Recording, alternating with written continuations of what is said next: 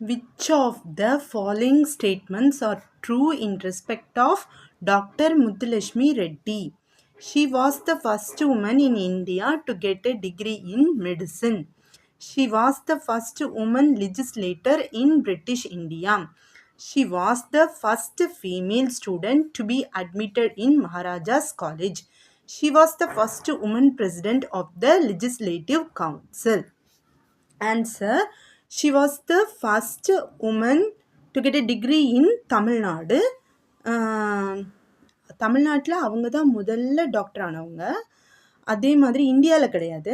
அதே மாதிரி woman legislator அவங்க தான் ஃபஸ்ட்டு உமன் லெஜிஸ்லேட்டர் ஆகியிருப்பாங்க தமிழ்நாடு லெஜிஸ்லேட்டிவ் கவுன்சிலில். அதே மாதிரி அவங்க தான் பிரசிடெண்ட்டாகவும் ஆகியிருப்பாங்க. அண்ட் ஆல்சோ அவங்க வந்து மகாராஜா காலேஜில் வந்து அவங்களுக்கு வந்து அட்மிஷன் கொடுக்கறதுக்காண்டி அவங்க ஃபாதர் மூலமாக பர்மிஷன் வாங்கி அதில் ஜாயின்